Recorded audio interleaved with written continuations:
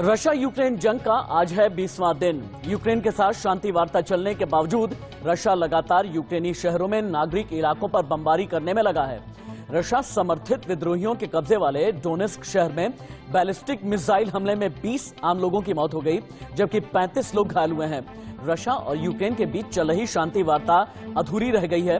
लड़ाई खत्म करने के लिए किसी सहमति पर पहुंचने में दोनों ही पक्ष नाकाम रहे।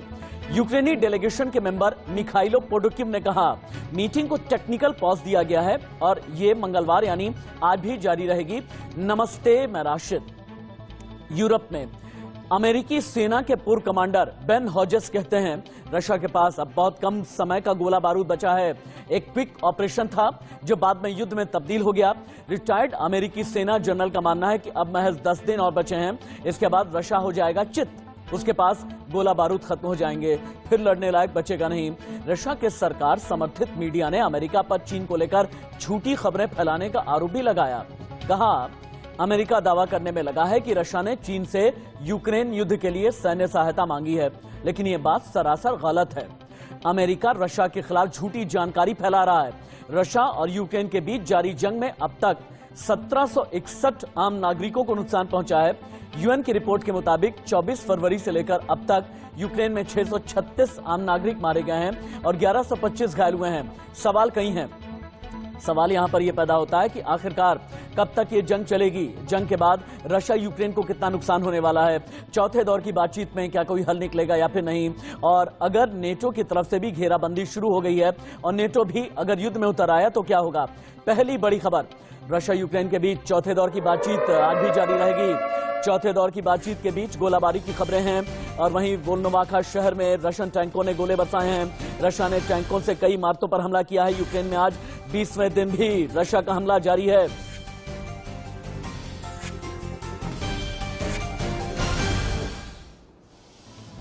लेकिन हम आपको एक रूसी फौजी का बयान सुनाते हैं कि किस तरह से रूसी फौजी अपनी मां को कुछ कहना चाहता है। अपनी मां से ये कह रहा है, मां ये वीडियो आप देख रही हैं ना, लेकिन रशिया के झूठ पर विश्वास मत कीजिएगा। हम रशिया में आए थे। रशिया कई अपराध कर चुका है, कई अपराध करा चुका है। रशिया ने ये कहा कि मैं मर चुका हूं, लेकिन मां मैं जिंदा हूं, मुझे देखिए आप। Если ты видишь это видео, это уже отдельно я своей матери хочу сказать.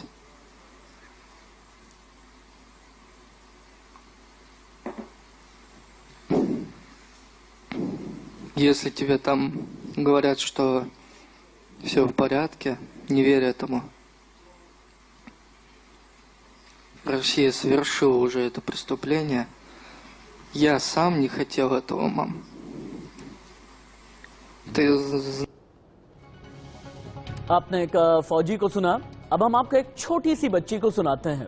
ये छोटी सी बच्ची अपनी माँ से ये गुहार लगा रही है कि माँ, जंग के बीच में कहीं पर छूट गई हूँ, लोग जख्मी हो गए हैं, लेकिन मुझे अपनी माँ की तलाश है। आसपास लोग हैं। ये बच्ची यूक्रेन की है या फिर रशिया की है, किसी को कुछ भी नहीं पता, लेकिन माँ की तलाश में बच्ची का रो रो करके बुरा हाल है। ये तस्वीर दर्द वाली हैं, आहें हैं और साथ ही साथ आप देख करके आपका कलेजा कांप जाएगा। देखें। Надіялась не в тому, що не боїться, поняла, не мама. Да, дуже на це. Нормально реагує, поняла, не плаче нічого. Надіялась не в тому, що не боїться, поняла, не мама. Да, дуже на це. Нормально реагує, поняла, не плаче нічого.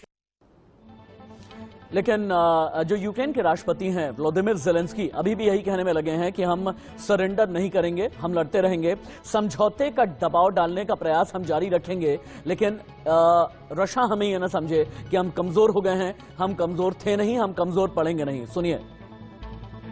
Наші землі України і ніколи не будуть прийняті. Впродовж ночі і сьогодні постійно говоримо з партнерами про цю ситуацію з нашим міським головою. Вимога проста – негайно звільнити його з полону. Ми звертаємось до усіх лідерів світу, які говорять з Москвою. Франція, Німеччина. शुरुआत में हमने हम में से किसी ने एस्टिमेट नहीं किया था कि वो इतना लंबा खींच पाएंगे इस जंग को, इस लड़ाई को भाई। मगर देखिए अल्टीमेट, और यूक्रेन के लोग सब उनके सपोर्ट में हैं। जाने जा रही हैं, लोग शहीद हो रहे हैं, लोग मर रहे हैं, बच्चे, सिविलियंस, लेकिन फिर भी उन्होंने लड़ने की भावना अपनी छोड़ी नहीं है। और यूक्रेन लगातार कह रहा है नेटो को कि नो फ्लाई जोन घोषित करिए आप, और नेटो कह रही है नहीं। भाई क्या पता कि व्लादिमीर ज़ेलेंस्की जो राष्ट्रपति हैं यूक्रेन के, वो सक्सेसफुल हो जाए नेटो को मनवाने के लिए। पूरी तरह से ना ये काबिलियतहीनता का ये का प्रदर्शन है कि आपको कुछ ज्ञान नहीं है। और मेरा ख्याल है कि देखो, हर एक चीज़ के लिए आपको अनुभव लेना पड़ता है। एक कॉमेडियन, मेरा ख्याल है ये साबित हो रहा है कि कॉमेडियन राष्ट्र को लीड नहीं कर सकता है। अब आते हैं हम रूस के परिप्रेक्ष्य में। रूस की क्या सोच रही है? रूस देख रहा है, और मिस्टर पुतिन ने बहुत सही माने में उसका आकलन किया कि आप खतरा मेरे द्वार पे ला रहे हैं। नाटो यदि यूक्रेन पूरी तरह से गिरफ्त में आ जाएगा अमेरिका नाटो के, जो कि धीरे धीरे वो ईस्टवर्ड एक्सपेंशन कर रहे थे, तो वो तो रूस के लिए बहुत बड़ा खतरा है। अगर अमेरिका को कोई पूर्व फौजी ये कहने में लगा हुआ है कि अगले 10 दिन तक का ही गोला बारूद बचा हुआ है रशिया के पास में, 10 दिन के बाद में रशिया चित्त हो जाएगा, क्या ऐसा है? एक रिपोर्ट इस तरीके की भी आ रही है कि जो रशिया के राष्ट्रपति हैं व्लादिमीर पुतिन, उन्हें कैंसर हो गया है, स्टेरॉयड पर हैं। यही वजह है कि मेंटल स्टेबिलाइजेशन उनका खत्म हो गया है और आगे आने वाले दिनों में और भी ज्यादा आक्रामक हो सकते हैं व्लादिमीर पुतिन। लेकिन कहने में लगे हैं ज़ेलेंस्की सरेंडर नहीं करेंगे। नेटो भी आगे आया हुआ है, पोलैंड की तरफ से भी हमला किया जा रहा है, पोलैंड पर भी प्रेशर डालने की कोशिश की जा रही है। इसका मतलब अगले एक हफ्ते तक कुछ बहुत बड़ा होने वाला है। क्या केमिकल वेपन, क्या बायो वेपन, या फिर एटम बम का बटन भी दबने वाला है? डिबेट ओपन कर देते हैं हम। मेजर जनरल रिटायर्ड राजन कोचर डिफेंस एक्सपर्ट मेरे साथ हैं, major general retired K Sinha मेरे साथ में हैं, मेजर रिटायर्ड मोहम्मद अली शाह हैं, इसके अलावा आसिफ रमीज दाऊदी विदेश मामलों के जानकार हैं, सऊदी अरब से लाइव मेरे साथ में जुड़े हुए हैं। आप सभी का बहुत ही स्वागत है, बहुत ही खैर मकदम है। Major general retired K Sinha, मेरा सवाल आपसे है पहला, चूंकि अब यूरोप में अमेरिकन सेना के पूर्व कमांडर हैं, उनका नाम है बेन होजेस, उनका यह कहना है क्विक ऑपरेशन युद्ध में तब्दील हो गया, 10 दिन में रशिया का गोला बारूद खत्म हो जाएगा। क्या आपको यकीन है इस बात पर? हाँ, देखिए, ये जो इस तरह की नैरेटिव्स आती हैं, ये एब्सोल्युटली सुनियोजित है, ये चलाई भी होती हैं। 10 दिन में खत्म हो जाएगा, 15 दिन में खत्म हो जाएगा, रशिया तो 7 दिन के बाद ही हार जाएगा, हाथ खड़ा कर देगा, ये तो हम सुनते ही रहे हैं। और कोई आपके चैनल पर अभी बैठकर हम लोगों से के बीच से कोई यकीन नहीं किया था। मैं तो उसमें शामिल नहीं हूं। कोई कह रहा था ना कि इतनी छोटी सी लड़ाई, या तो उन लोगों को जानकारी नहीं है, वो आकलन नहीं कर सकते। कोई ऐसा हो सकता है कि लड़ाई इतनी बड़ी लड़ाई हो और 3 दिन में खत्म हो गई? फ्रोजन कॉन्फ्लिक्ट्स होते हैं, कॉन्फ्लिक्ट्स बहुत डीप होते हैं, कोई ऐसे नहीं चला जाता कोई नेशन एक युद्ध के बीच में। तो ये तो मेरा मानना, और मैं तो पहले दिन से 2 दिन से पहले कह रहा हूं, बहुत शुरू से लड़ाई के, कि मिनिमम ये 20 दिन 22 दिन खींचेंगे, 24 दिन 28 दिन 32 दिन का तो उनका वॉर एक्सरसाइज है जमीन के ऊपर में। तो ये कह लेना कि 4 दिन में खत्म हो गए, उनके सब खत्म हो गए। मेजर जनरल, आपको रोकना पड़ रहा है, वॉर जोन साइरन बज गया है। इस की बड़ी खबर आ रही है, 20 दिन से यूक्रेन के शहरों में धमाके जारी हैं। खार्किव में देर रात फिर से हुआ है बड़ा धमाका, रॉकेट और टैंक से जबरदस्त बमबारी की गई है। रशियन सेना की गोलीबारी से कई इमारतें तबाह हो गई हैं। इस की बड़ी खबर, इस की breaking news. Major general retired K Sinha, अपनी बात पूरी करें आप। मेरा ये कहना है कि देखिए, वो बहुत बड़े एम से आए हैं पुतिन साहब, वो कोई टैक्टिकल पकड़ने नहीं आए। लोग कहते थे कि पकड़ लेंगे और ये पकड़ लेंगे, कब्जा कर रहे हैं। ये उनका एक बहुत बड़ा है, वो रीअलाइनमेंट के लिए आए हैं। उनकी अपनी सिक्योरिटी कंसर्न के अलावा वो एक सिक्योरिटी स्ट्रक्चर के ऊपर काम कर रहे हैं। और आने वाले में ये अलाइनमेंट जरूरी है पूरे विश्व के लिए। और ये ऐसा नहीं, ये तो किसी ने उसके ऊपर स्टेप लिया है। मैं ये नहीं कहता, त्रासदियां होती हैं, ह्यूमन ट्रेजेडी है। अब आप जो इस तरह से डिपेंडेंट हो गए ना, ये जो ज़ेलेंस्की साहब जैसे डिपेंडेंट है, नेटो तो आया नहीं, ऊपर में वो एक्सरसाइजेस कर रहा, इन चीजों का क्या, इसका कोई माने नहीं रखता। हम दे देंगे, हथियार दे देंगे, 10 दिन के बाद खत्म हो गया। अभी आपके चैनल में आ रहा था, उनको कैंसर हो गया। ये विशेष आप करते रहे, वो किलर है, ये है। देखिए, विश्व के अंदर में जब भी परिस्थितियां आदि बदलनी मेजर है, जनरल के जो सिन्हा, जो बात आपने कही है कि अभी चैनल ने यह दिखाया कि पुतिन को संभावित कैंसर हो गया है, ये रिपोर्ट क्या है एक बार के लिए हम बताते हैं और इसे ही लेकर के मेजर जनरल रिटायर्ड राजन कोचर आपके पास में मैं आना चाहूंगा। मेजर जनरल राजन कोचर, मेरे हाथ में एक दुनिया की टॉप खुफिया एजेंसीज हैं, 5 एजेंसीज मिला करके ये बना देती हैं 5 आइज। इनकी रिपोर्ट मेरे हाथ में है। ये रिपोर्ट क्या कहती है सुनिएगा आप। 5 आइज की रिपोर्ट कहती है पुतिन कैंसर जैसी घातक बीमारी से पीड़ित हैं और इसीलिए किसी भी हद तक जाएंगे। पुतिन लंबे समय से स्टेरॉयड ट्रीटमेंट ले रहे हैं जिससे उनका दिमागी संतुलन बिगड़ गया है।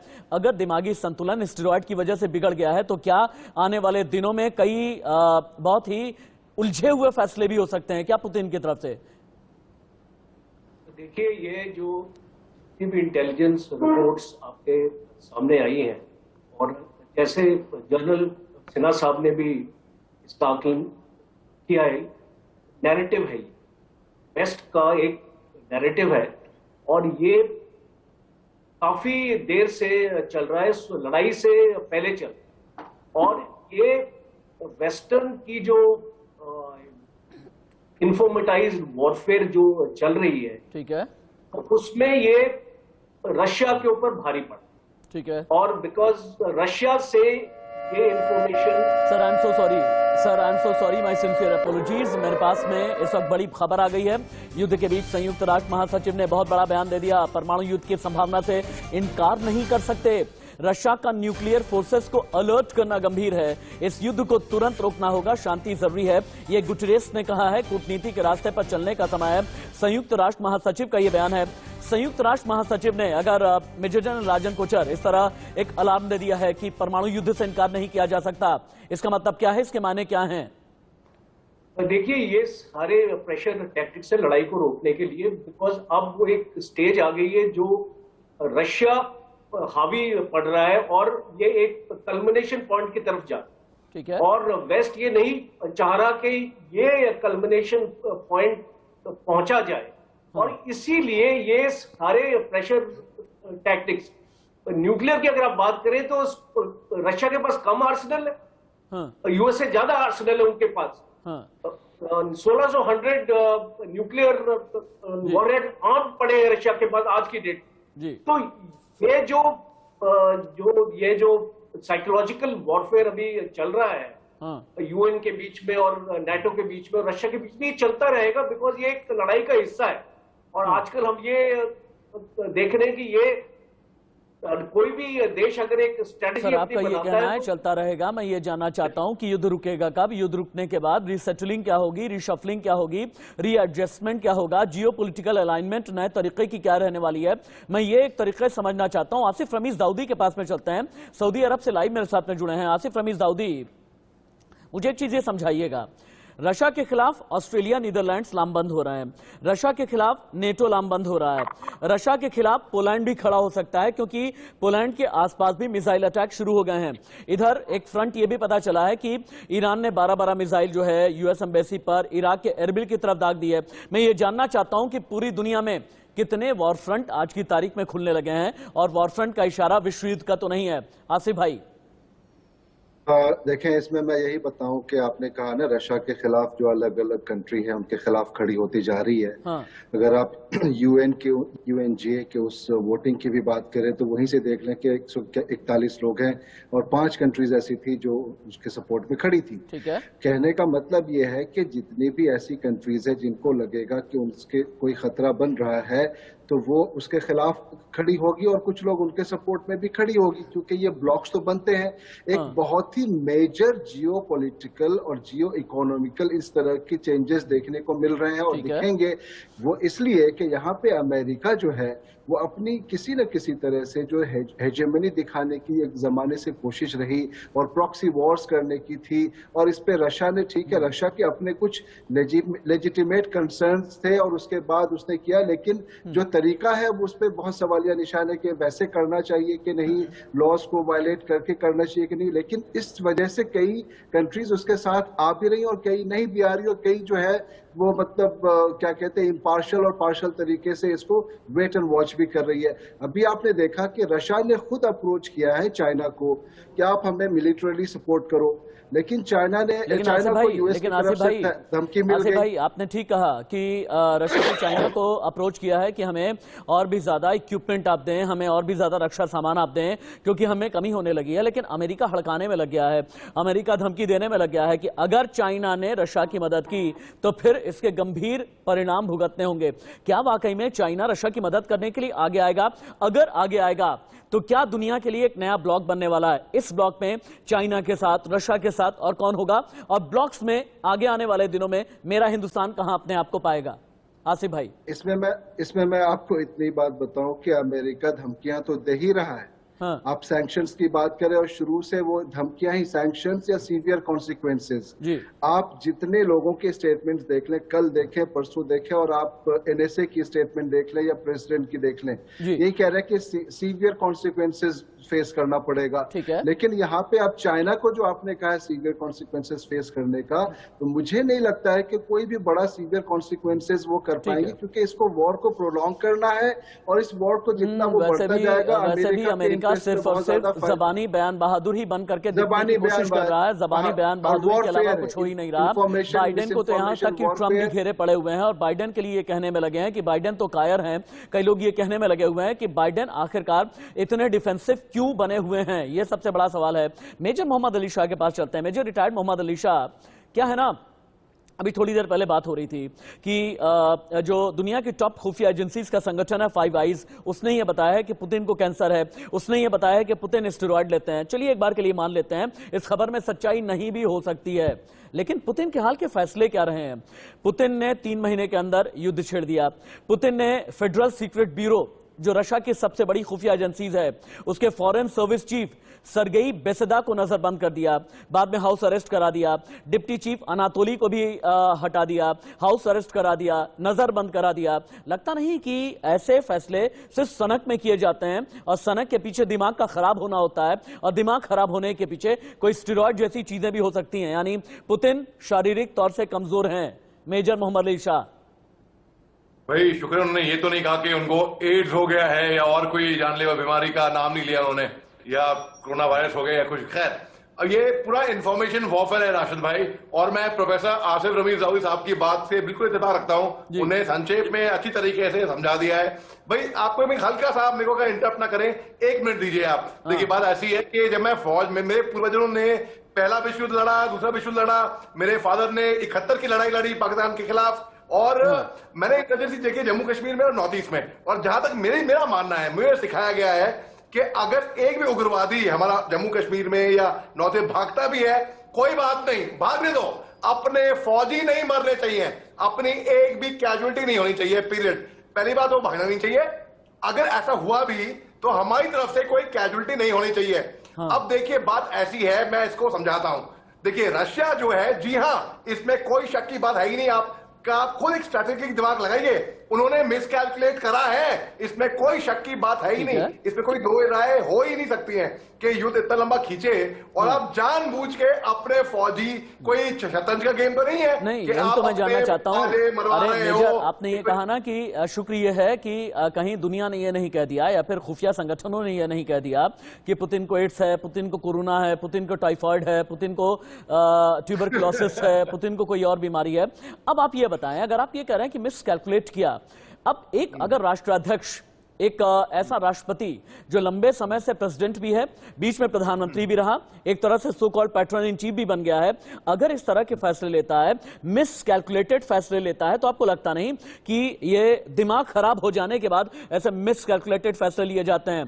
पहले तो ये सोचा, पहले तो ये कहा 2 दिन में कीव पर कब्जा, 4 दिन में पूरे यूक्रेन पर कब्जा, आज 20-21 दिन होने को आ गए। कब्जा तो छोड़ दीजिए, लड़ाई भी ठीक से लड़ नहीं पा रहे। अमेरिका ये कहने में लगा हुआ है कि 10 दिन तक का गोला बारूद बचा हुआ है। मेजर जी देखिए बात ऐसी है, आपने बोला कि नशा से वो नशा ही वो नहीं होता है, होता है पावर का नशा भी होता है कि अगर 20 साल से कोई प्रधानमंत्री राष्ट्रपति रहा है तो कहीं ना कहीं उसका भी नशा होगा। लेकिन at the same time just to be fair Rashid भाई, ये इंफॉर्मेशन पावर का नशा पुतिन को कहां पर लेकर के जाएगा? होल्ड ऑन मेजर जनरल के सिन्हा के पास में चलते हैं। मेजर जनरल के सिन्हा, जैसा कि मेजर रिटायर्ड मोहम्मद अली शाह कह रहे हैं, मेजर रिटायर्ड मोहम्मद अली शाह का ये कहना है कि पूरी मिसकैलकुलेटेड अप्रोच व्लादिमीर पुतिन की रही है। अब 4 गलतियां अगर व्लादिमीर पुतिन की मैं आपके सामने रखता हूं, क्या क्या रही हैं, समझिएगा। सोचा व्लादिमीर पुतिन ने पश्चिमी देश विरोध नहीं करेंगे। सोचा व्लादिमीर पुतिन ने इकोनॉमी सुरक्षित रहेगी, इकोनॉमी आत्मनिर्भर रहेगी। व्लादिमीर पुतिन ने सोचा रशिया की सेना सक्षम है। पुतिन ने सोचा यूक्रेन एक नाकाम देश है, लड़ नहीं पाएगा और 3 दिन के अंदर 72 घंटे के अंदर हम कब्जा कर लेंगे। ये मिसकैलकुलेशन दुनिया को कहां लेकर के जा रही है रशिया के साथ साथ? मेजर जनरल, ये तो आपने बताया ना कि ये 4 गलतियां कर गए, पुतिन साहब ने उनको बता दिया, 72 घंटे में आप लड़ाई खत्म करवाना चाहते हैं। ये नैरेटिव तो आप चला रहे हैं और नैरेटिव उसी का हिस्सा है जो कि वेस्ट चलाना चाहता है। हाँ, वो आना नहीं चाहता, नो फ्लाइंग जोन करना नहीं चाहता, कुछ करना नहीं चाहता, मगर हाँ वो हमारे पहले मेरे से स्पीकर रहे हैं, वो तो पूरा उन्होंने कह दिया कि वो उनका पूरे विश्व के अंदर में उनका, यानी ये लड़ाई कल नहीं लगी है, ये 22 सालों की पुरानी लड़ाई है। यदि हम इनके चीजों को देखिए, ऐसे डिबेट में नहीं करना चाहता, ना तो मैं इन चीजों में पढ़ना चाहता हूं। ये कोई रुफिया है नहीं, या तो आप डीप डिबेट करें, ये चीजें ठीक है। मैं आपको चीजें बताता हूं ना, आपके ये 4 चीज को मैं नकारा करूंगा। नकारा तो ये कर रहे थे कि ना वो तो किम में घुस नहीं आओ, उसके पैर उखड़ गए, वो तो कांप रहे हैं। आपने मेजर जनरल यहीं से अपनी बात आगे बढ़ाइएगा, यहीं से आप बात आगे बढ़ाइएगा। इस वक्त वॉर जोन ब्रेकिंग आ गई है। रशिया ने कीव की घेराबंदी और तेज कर दी है। खार्किव में रशियन सेना के मिसाइल अटैक जारी हैं। रूसी हमले में यूक्रेन के कई शहरों में तबाही हो गई है। रूसी फौज के मिसाइल हमलों से यूक्रेन धधक उठा है। मेजर जनरल के सिन्हा अपनी बात पूरी करें, आगे बढ़ाएं आप। वो डॉनबास पूरा का पूरा ले लिया, क्रीमिया पूरा हो चुका है, पूरा बाल्टिक सी उसमें कंट्रोल में है। वो आपको थ्रेटन कर रहा है, उसका नॉर्मल जो पाइपलाइंस चल रहे हैं। रशिया तो हार चुका है, रशिया तो पहले है, क्योंकि पुतिन साहब पागल आदमी है, वो पागल है, वो कुछ करना चाहते हैं, वो किसी के अगेंस्ट में खड़ा होना चाहते हैं। हाँ, आप भी के कटोरे लेकर खड़ा हो जाइए तो बहुत अच्छा है। 71 की लड़ाई में तो इंडिया भी पागल था ना, 16 दिन तक तो यही बताते रहे कि हम हार रहे हैं, हमने बहुत बड़ी गलती कर गई, इंडिया अपने घुटनों में नहीं खड़ा हो पाएगा। क्योंकि वो ये चीजें देखिए, कोई कह रहा था कि हम 71 की लड़ाई लड़े, हमारे पुरखे लड़े। अरे यार, यदि आप इन चीजों के बात नहीं करें, हम लोग सीधी बात करें कि चीजें हो क्या रही हैं और क्या चीज होगी आने वाले समय में। आपको ये बताएं, ये रिलायमेंट बहुत जरूरी है और किसी को इतनी हिम्मत है कि वो कर पा रहा है। आप पूरा सिक्योरिटी स्ट्रक्चर की बात करें, इन छोटी बातों में ना पड़े कि वो उसमें बेबाएं रोएंगी, उसमें मातम होगा, क्योंकि ये चीजें हैं, युद्ध में होती हैं ये चीजें। और देखिए, सबसे बड़ी बात है कि आप ये बात करें कि यदि हम जानना चाहते हैं, जो स्ट्रेटजिकली बात करें कि क्या हो रहा है यूरोप और एशिया के चीजें किस तरह से बदलेंगी, ये परिस्थितियां बदलेंगी। और ये आपका कोई आप जो खोज रहे हैं ना, ढूंढ रहे हैं कि किस दिन हथियार डाल देगा जेलेंस्की, ये फ्रोजन वॉर्स होते हैं, फ्रोजन कॉन्फ्लिक्ट्स होते हैं। अभी चलेंगे थोड़े दिन के बाद ये सब चिल्लाना शुरू कर देंगे फ्रोजन कॉन्फ्लिक्ट होता क्या है। ये फ्रोजन कॉन्फ्लिक्ट्स हैं और ये चलती हैं। ये फ्रोजन कॉन्फ्लिक्ट का कोई आरा नारा नहीं होता। आपने जॉर्जिया में क्या फ्रोजन कॉन्फ्लिक्ट अभी भी चल रहा है, 2008 से चला था, ठीक है, और क्रीमिया में 2014 में अभी भी चल रहा है वो जी। और ये चीजें जब आप तक किसी भी सिक्योरिटी कंसर्न में, कल जिस तरह से स्ट्रिंग ऑफ पर्ल्स हमारे में चाइना लगाना चाहता है, वो कहते हैं कि हम खत्म कर देंगे उसको। Major general retired K Sinha, आपने जो बात कही है, विद ड्यू रिस्पेक्ट, आपकी सारी बातें एकदम ठीक हैं, आपकी सारी बातें एकदम लॉजिकल हैं, लेकिन ये मैं या मेरा चैनल ही नहीं कह रहा। आप एक चीज समझिए, ये अमेरिका के पूर्व अगर जनरल ये बात कहने में लगे हैं कि हालांकि ठीक है, हम ये भी कह सकते हैं एक प्रोपेगेंडा वॉर हो सकता है, ये एक ऐसा युद्ध हो सकता है जहां इंफॉर्मेशन शेयरिंग अलग अलग तरीके से की जाती है। अमेरिका अपनी करता है, रशिया अपनी करता है, यूरोप अपनी करता है, नेटो अपनी करता है, वो बात एक अलग है, लेकिन हम कुछ चीजों से इनकार भी नहीं कर सकते ना। मेजर जनरल राजन कोचर जैसे CIA डायरेक्टर का बयान है, अभी 24 घंटे पहले का बयान है विलियम बर्न्स का, कहते हैं पुतिन में गुस्सा है, पुतिन में निराशा है, यूक्रेन युद्ध अब और भी ज्यादा खतरनाक हो जाएगा। और खतरनाक होने का मतलब क्या है मेजर जनरल राजन कोचर? देखिए, ये मैं जनरल सिन्हा की बात से बिल्कुल सहमत हूँ। ये एक प्लान्ड ऑपरेशन है, ये काफी सालों से पुतिन ने प्लान किया और ये कोई मिसकैलकुलेशन नहीं। और दूसरा, ये जो आप बोल रहे हैं कि कब तक चलेगा ये ऑपरेशन जब तक चलेगा जब तक पॉलिटिकल एम पुतिन का हासिल नहीं होता है। और जैसे जनरल सिन्हा साहब ने बताया है, पूरा साउथ के ऊपर डोमिनेशन हो चुका है, ईस्ट पर डोमिनेशन हो चुका है, और अभी जो इसके जो फाइनल जो असॉल्ट है वो काइव पे होना है। और जैसे ही ये काइव पे असॉल्ट होगा, इस गवर्नमेंट को ओवरथ्रो कर दिया जाएगा और वो अपनी हिसाब से अपनी गवर्नमेंट उसको लाएगा। उसके बाद रशियन फोर्सेस वहां पे टिकने वाली नहीं है ज्यादा दिन। वो एक ऑक्यूपेशन फोर्स की तरह नहीं आया है कि वो उस पे कब्जा कर लेगा। वो अपना स्टेबलाइज करने आया सिचुएशन को यूक्रेन में, और जैसे ही वो अपने तरीके से वहां की सिचुएशन को स्टेबलाइज करेगा वो वापस चला जाएगा। इस क्रीमिया में भी उसने ऐसे ही किया, जॉर्जिया में भी ऐसे ही किया। ये जो सर देखिए, मैं एक आम आदमी हूँ, मेजर जनरल, मैं एक आम आदमी हूँ। आप ठीक है, फौज में इस तरह के शब्दों का इस्तेमाल तो यकीनन होता है कि स्टेबलाइज करना, न्यूट्रलाइज करना, इस तरह के शब्दों का इस्तेमाल किया जाता है। लेकिन हम जैसे जर्नलिस्ट ये समझने की कोशिश करते हैं, अब क्रीमिया में स्टेबलाइज की बजाय हम ये देखते हैं क्रीमिया पर जाकर के कब्जा कर लिया, जॉर्जिया में क्या किया ये हमें याद आता है, ग्रोजनी में, चेचनिया में क्या हुआ ये हमें याद आता है। मैं ये जानना चाहता हूं, ये स्टेबलाइज होने और कब्जा करने के बीच में कोई फर्क होता है क्या? और अगर ये कब्जा है तो फिर ये कब्जा कहां पर रुकेगा? क्या बाकी भी बाल्टिक नेशंस की तरफ बढ़ेगा? क्या आगे भी बढ़ने वाला है? और अगर बढ़ता है तो फिर आगे परिस्थितियां तो और भी खतरनाक हो जाएंगी ना सर?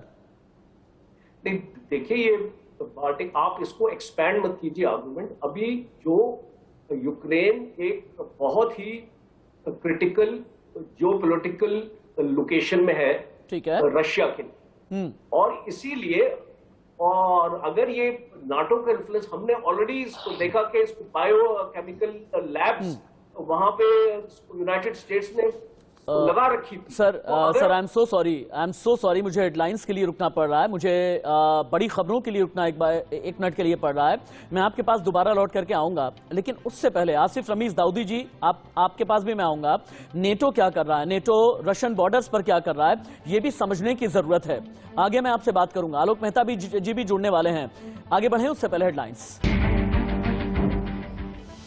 डिबेट में आगे बढ़े उससे पहले इस वक्त बड़ी खबर, युद्ध के बीच ब्रिटेन के रक्षा मंत्रालय ने बहुत बड़ा बयान दे दिया। यूक्रेन पर बड़ा केमिकल अटैक कर सकता है रशिया, जैविक हथियारों से भी हमला कर सकता है रशिया, ये ब्रिटेन की तरफ से कहा गया। फर्जी ग्राउंड तैयार करके हमला कर सकता है रशिया, ये ब्रिटेन ने कहा है। अपने सैनिकों पर फेक अटैक करवा सकता है रशिया, अगर ऐसा होता है। आसिफ रमीज दाऊदी जी, पिछले 3 दिनों में 72 घंटे में एक ही खबर आ रही है कि कभी भी जैविक हथियार का इस्तेमाल हो सकता है, कभी भी केमिकल वेपन का इस्तेमाल हो सकता है। अगर केमिकल वेपन या जैविक हथियार का इस्तेमाल यानी बायो वेपन का इस्तेमाल किया जाएगा तो फिर युद्ध आगे किस दिशा में और कहां पर जाकर के रुकेगा?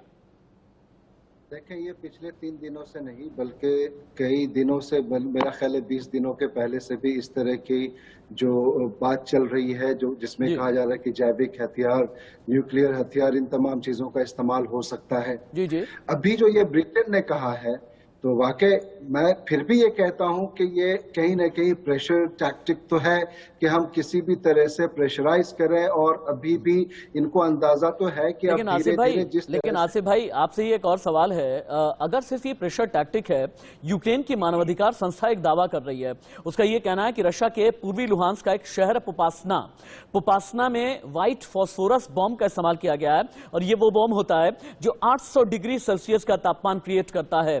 क्यों नहीं ये माना जाए कि केमिकल वेपन का इस्तेमाल होना शुरू हो गया? आसिफ भाई देखें, मुझे ये तो अंदाजा नहीं, जब आप कह रहे हैं, और मैंने भी कुछ मीडिया रिपोर्ट्स पढ़ी हैं इस तरह की, तो अगर ऐसा है तो बहुत अफसोस की बात है। लेकिन जो मेरी अपनी सेंसेस कहती हैं अभी तक कि आप देखें कि किस तरह से नागासाकी और हिरोशिमा पे भी जब उस वक्त अमेरिका ने इस तरह की बमबारी करी थी और बाद में क्या कॉन्सिक्वेंसेस हुए, एक बहुत लंबी डिस्कशन का मौजू हो जाएगा वो। लेकिन अभी जो है ये ज्यादातर ये चीजें जो हो रही हैं वो इसलिए हो रही हैं कि इसके 2 पॉइंट्स मैं बताऊं। एक तो इनको लग रहा है कि अब जो है रशिया वहां पे पूरी तरह से अंदर आके इसको यूक्रेन को कहीं ना कहीं वहां की सरकार को बदल देगा और वहां पे जो उसका मकसद है वो पूरा हो जाएगा। दूसरी चीज ये है कि जिस तरह से यहाँ पे देखें कि रशिया ने अपनी एक चीज से मैं बिल्कुल अग्री करता हूं कि बिल्कुल वेल प्लान्ड, वेल कैलकुलेटेड वो तो उसकी स्ट्रेटेजी थी कि कोई इतनी बड़ी चीज ऐसे नहीं करेगा। लेकिन मिस कैलकुलेशन जो है मैं दोबारा से कहना चाहूंगा कि कई जगहों पे मिस कैलकुलेशंस तो दिखी है। अब एक चीज हमारे एक बहुत ही माननीय हमारे पैनलिस्ट हैं, मैं बहुत रिस्पेक्टफुली इसमें अपनी बात रखना चाहूंगा, मैं काउंटर किसी को नहीं करना चाहूंगा। उसमें यही मैं अपनी बात रखूंगा कि देखिए अगर कोई ऐसी बात हम करते हैं डिबेट में और जो वेस्ट के किसी नैरेटिव से बाय डिफॉल्ट मिल जाता हो कि भाई पुतिन अनप्रेडिक्टेबल है या पुतिन इस तरह से ऐसा क्यों कर रहे हैं या कुछ चीजें मिसकैलकुलेटेड है, हम लोग आपके चैनल पे रेगुलरली इस बात को कहते आ रहे हैं और मैं आज भी कहूंगा कि ये जो वेस्टर्न मीडिया है, जो उसकी हेजेमनी है, ये तमाम चीजें एक मिस इन्फॉर्मेशन वॉर है, वो बहुत ज्यादा प्रेशर डालना चाह रहे हैं और अलग अलग तरह की खबरों को वो लाना चाह रहे हैं। बल्कि मेजर जनरल के सिन्हा भी यही बात कहना चाहते थे कि मेजर जनरल के सिन्हा भी लगभग यही बात कर रहे थे कि एक बड़े कैनवास पर देखने की जरूरत है, ना बजाय इसके कि हम वेस्टर्न मीडिया की खबरों पर पूरी तरह से यकीन करके चलते रहें। लेकिन जो खबर आ रही है, जो रशियन मीडिया की खबर, आसिफ भाई जो रशियन मीडिया की खबर है वो भी दिखा रहे हैं, जो वेस्टर्न मीडिया की खबर है वो भी दिखा रहे हैं, जो यूक्रेन से खबर निकल करके आ रही है वो भी हम दिखा रहे हैं, और सोशल मीडिया को भी फिल्टर करके, स्क्रूटिनाइज करके हम दिखाने की कोशिश कर रहे हैं। लेकिन अब सवाल यह पैदा होता है कि क्या वाकई में यह सिर्फ मिसकैलकुलेशन है या फिर पुतिन की स्ट्रेटजी कुछ और है। यहां पर आलोक जी को लेकर के आना जरूरी है, हालांकि मेजर मोहम्मद अली शाह बहुत देर से मेरा इंतजार कर रहे हैं। मेजर शाह आता हूं आपके पास में, एक बार आलोक जी को भी लेकर के मैं डिबेट में आ जाऊं। आलोक जी, 2 चीजें कही जा रही हैं। पूरी दुनिया एक तरफ तो यह देखती है कि पुतिन का मिसकैलकुलेशन है कि 21-22 दिन तक युद्ध चलता चला आ रहा है, लेकिन एक इसका पहलू और भी है, इसका एक एंगल यह भी है कि पुतिन को यह लगता है कि जब उनके ऊपर बैन लगेगा और फिर उनका तेल और गैस बाकी वेस्टर्न कंट्रीज में जाएगा नहीं, तो फिर थोड़ी दिन के बाद में खुद ही वेस्टर्न कंट्रीज की सांस फूलने लगेगी। इसलिए युद्ध जितना भी बढ़ाओ, बढ़ाते रहो, हमारे लिए फायदेमंद होगा तेल और गैस के मामले में। क्या ऐसा भी हो सकता है आलोक जी? देखिए राशिद जी, अभी मैंने सुना अपने जो सेना के वरिष्ठ है, और मेरा ऐसा मानना है कि ये हम लोग आप पत्रकार के नाते अनुमान लगाना ठीक नहीं है। मैं आज भी यही कहूंगा कि देखिए, कोई आप जो कह रहे हैं वो भी मैं मानता हूँ कि रशियन भी प्रोपेगेंडा होता है, ऐसा नहीं है KGB नहीं करती, CIA नहीं करती, या जो भी ISI नहीं करती, वो तो है ही। लेकिन हाँ, इसको लेकर के ऐसा मनाना कि अब ऐसा करेगा, देखिए पुतिन वो हिस्सा रहा है। Alok sir, I am so sorry, एक ब्रेकिंग ले लेते हैं, यहीं से अपनी बात आगे बढ़ाइएगा। रशिया ने और तेज कर दी कीव की घेराबंदी करने के लिए रशियन फौज आगे बढ़ने लगी है। खार्किव में रूसी सेना का मिसाइल अटैक जारी है। रशियन हमले में यूक्रेन के कई शहरों में तबाही हो गई है। रशियन फौज के मिसाइल हमलों से पूरा यूक्रेन धधकने लगा है। इस वक्त की बड़ी खबर है, पुतिन का पूरा जोर अब कीव पर कब्जा करने का है। किरस्तेन की तरफ से, चेरनोबिल की तरफ से, प्रिलुकी की तरफ से अटैक बहुत ज्यादा तेज हो गए हैं। आलोक जी, अपनी बात आगे बढ़ाएं। देखिए राशिद जी, जो मैं कह रहा था, आप बताइए क्या सीरिया का कवरेज हम लोगों ने उस तरह से किया? सीरिया इतना आधुनिक हो गया था, थोड़ी देर बाद हम हिजाब की चर्चा करने वाले हैं। सीरिया कितना आधुनिक हो गया था और उसको तबाह कर दिया गया, उसमें तो पुतिन नहीं थे ना। तो मेरा ये मानना है कि युद्ध के लिए जो पश्चिमी देश भड़का के सबब, जैसे आपने कहा कि रशिया फायदा उठाना चाहेगा, नहीं, ये देश भी अपना फायदा देख रहे हैं, खास करके अमेरिका और चीन, दो को ही फायदा सबसे अधिक है। ठीक है। और इसलिए ये भय पैदा करना कि वो केमिकल, देखिए पुतिन क्या केमिकल या न्यूक्लियर का असर क्या रशिया में नहीं होगा, ये नहीं मानिए। इस तरह के जब कोई युद्ध होते हैं, महायुद्ध इसी को रोकने की, इसीलिए ये ठीक है, बाइडेन साहब तो कहेंगे ही कि देखो ऐसा हो सकता है। वो तो कल हमारे यहाँ, मैं आपको वैसे कह रहा हूँ, हमारे यहाँ आज से 20 साल पहले भी, 10 साल पहले, कुछ लोग ऐसे हमारे बड़े अच्छे पत्रकार जिनकी मैं बहुत इज्जत करता हूँ, वो कहते थे अरे हमारे पास बनाया क्यों परमाणु बम, गिरा दो पाकिस्तान को। अब ये कहना आसान है, हमारे सारे कोई भी देश में, दुनिया में इतने बड़े वरिष्ठ पत्रकार को ये कहना अच्छा नहीं लगेगा। और मैं कह रहा हूं कि वो अंतर्राष्ट्रीय मामलों के हैं, पाकिस्तान के साथ उनके अच्छे संबंध, ऐसा नहीं उनके नेताओं से भी रहे, ठीक है, लेकिन ये कह देना कि परमाणु बम इसलिए बनाया गया, तो ये सही है कि रशिया भी कहता है कि मेरे पास ये है। आप ये बताइए ना, हमारे पास ये हथियार है, मैंने आपको पहले उदाहरण बताया था, गांव में डाकू भी आता है तो हम कहते हैं मेरे पास बंदूक है, चाहे बंदूक ना भी हो, अब निकालूंगा बंदूक, अब निकालूंगा बंदूक। तो ये तो सामान्य प्रक्रिया युद्ध की नहीं, साधारण गांव की भी है। लाठियां निकाल लेते हैं, बंदूक निकाल लेते हैं, चलाना आता भी ना हो तब भी निकाल लेते हैं। यहाँ दिन जो है, और पुतिन भारत के साथ, आज भारत को लोग कह रहे, आपको नहीं अंदाज है, भारत के आज भी, चीन तो व्यापार की दृष्टि से आज भी भारत के साथ व्यापार कर रहा है, रशिया के साथ हमारे संबंध भी वैसे ही बराबर चल रहे हैं, कहीं कोई रुकावट नहीं आई है। हालांकि आपने बहुत ही मजेदार तरीके से मुझे याद है आलोक सर, आपने बहुत ही मजेदार तरीके से मुझे बताया था कि गांव में किस तरीके से लोग ये कहते हैं, बंदूक हो या ना हो हाथ में, कहते हैं लाओ लाओ बंदूक निकालो, लाओ लाठियां निकालो, अगर कोई भी लड़ाई करनी होती है, छोटी मोटी भी लड़ाई करनी होती है और सामने वाले को डराना होता है तो। लेकिन मेजर मोहम्मद अली शाह बहुत देर से बीच में आना चाहते थे। मेजर शाह आप आ सकते हैं बीच में, और कुछ खबरों के साथ में मैं आपको लेकर के आना चाहता हूं। रशियन बॉर्डर्स पर नेटो सैन्य अभ्यास कर रहा है। इस नेटो सैन्य अभ्यास की वजह से क्या आने वाले दिनों में रशिया और अग्रेसिव हो जाएगा? क्योंकि 35,000 सैनिक सैन्य अभ्यास कर रहे हैं, 200 विमान हैं, 50 युद्धपोत हैं।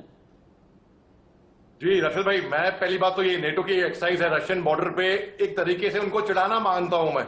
ये एक्सरसाइज उस टाइम पे नहीं होनी चाहिए थी, पहली बात तो। अब जब रशिया, अमेरिका ने अपना इंटरकॉन्टिनेंटल बैलिस्टिक मिसाइल, जिसकी रेंज है 3,600 माइल, वो तकरीबन 5,500 किलोमीटर, 5,500 किलोमीटर ज्यादा लंबा ऊपर होगा, उसका ट्रायल कैंसिल कर दिया।